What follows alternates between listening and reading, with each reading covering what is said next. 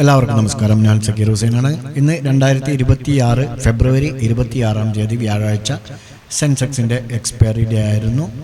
മാർക്കറ്റിനെ കുറിച്ച് പറയുകയാണെങ്കിൽ അതിനു മുൻപ് പോസ്റ്റ് മാർക്കറ്റ് റിപ്പോർട്ടുകളിലേക്ക് പോകുന്നതിന് മുൻപ് നിങ്ങൾ ഞങ്ങളുടെ ചാനൽ സബ്സ്ക്രൈബ് ചെയ്തിട്ടില്ലെങ്കിൽ ഇപ്പോൾ തന്നെ സബ്സ്ക്രൈബ് ചെയ്യാൻ ശ്രമിക്കുക. അതോടൊപ്പം വീഡിയോ ഒന്ന് ലൈക്ക് ചെയ്ത് സപ്പോർട്ട് ചെയ്യുക.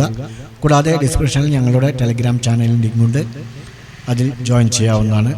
മിക്സഡ് ഗ്ലോബൽ ക്യൂസും അതുപോലെ തന്നെ ഇന്ന് ജനീവയിൽ നടക്കുന്ന US ഇറാൻ ആണവ ചർച്ചകൾക്ക് മുന്നോടിയായി മാർക്കറ്റിൽ വർദ്ധിച്ച ജാഗ്രതയുണ്ടായതും US-ന്റെ ഇനീഷ്യൽ ജോബ്ലെസ് ക്ലെയിംസും ഇന്ത്യയുടെ GDP പ്രിന്റും ഉൾപ്പെടെയുള്ള പ്രധാന ഡാറ്റകൾ പുറത്തുവിടൽ കാരണം ഒരു പ്രോഫിറ്റ് ബുക്കിംഗ് നടക്കുകയും മാർക്കറ്റ് ഫസ്റ്റ് ടൈം ആദ്യം നേടിയ നേട്ടങ്ങൾ കൈവിടുകയും ചെയ്യുന്നതായിട്ടാണ് നമുക്ക് കാണാൻ കഴിഞ്ഞത്.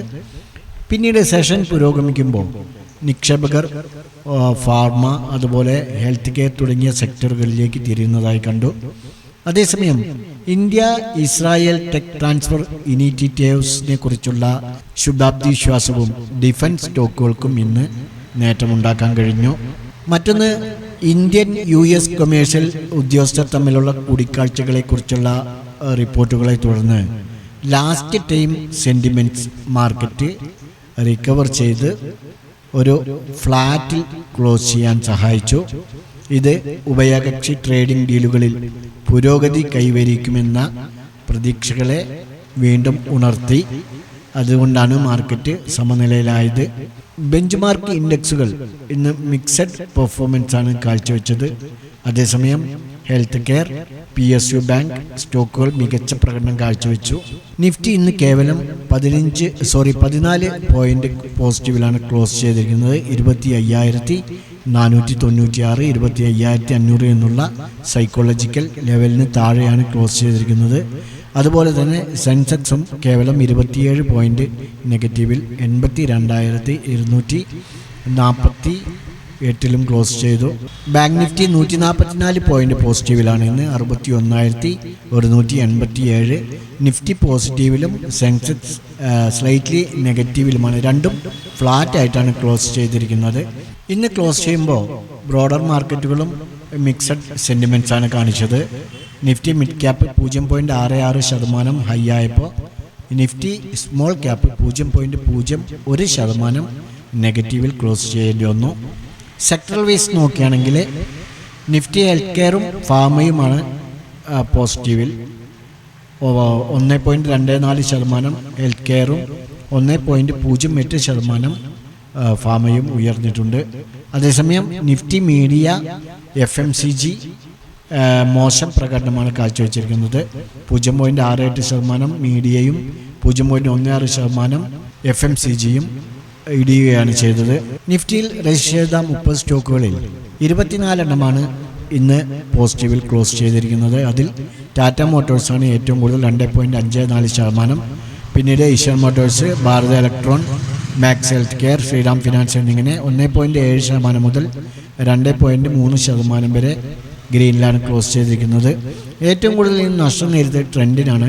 1.68% സ്റ്റോക്ക് ഇടിഞ്ഞത്. അതോടൊപ്പം eternal, power grid corporation, call India, Tata consumer എന്നിവ 1.10% മുതൽ 1.50% വരെ റെഡിലാണ് ക്ലോസ് ചെയ്തിരിക്കുന്നത്. നമ്മൾ വീണ്ടും നിഫ്റ്റിയിലേക്ക് വരുമ്പോൾ നിഫ്റ്റി ഇന്ന് മറ്റൊരു മോശം ട്രേഡിംഗ് ദിവസത്തിനാണ് സാക്ഷ്യം വഹിച്ചത് എന്ന് പറയാം. കാരണം ഇന്നൊരു നാരോ റേഞ്ചിനുള്ളിൽ ഒതുങ്ങുകയാണ് ചെയ്തത്. പിന്നീട് ഫ്ലാറ്റായി ക്ലോസ് ചെയ്യുകയും ചെയ്തു. ഡെയിലി ചാർട്ടിൽ നോക്കുകയാണെങ്കിൽ 21 EMA ഇത് റിക്കവർ ചെയ്യുന്നതിൽ തുടർച്ചയായി പരാജയപ്പെടുകയാണ്. ഇന്നും പരാജയപ്പെടുകയാണ് ചെയ്തത്.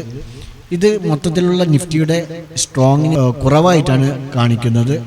RSI ആണെങ്കിൽ ഒരു ബെയറിഷ് ക്രോസ് ഓവറിലുമാണുള്ളത്. ഇത് മൊമെൻറ്റം വീക്കിനെയും സൂചിപ്പിക്കുന്നു. നിഫ്റ്റി 25,300 താഴാനുള്ള സാധ്യതയോടുകൂടി നെറ്റ് ടേമിൽ സെൻറ്റിമെൻറ്റ്സ് വീക്കായി തുടരാൻ സാധ്യതയുണ്ട്. ഹയർ സൈഡിൽ നോക്കുകയാണെങ്കിൽ 25,550, അതുപോലെ 25,600 എന്നീ ലെവലുകൾ ഇമ്മീഡിയറ്റ് റെസിസ്റ്റൻസ് ആയിട്ടും പ്ലേസ് ആയിട്ടുണ്ട്.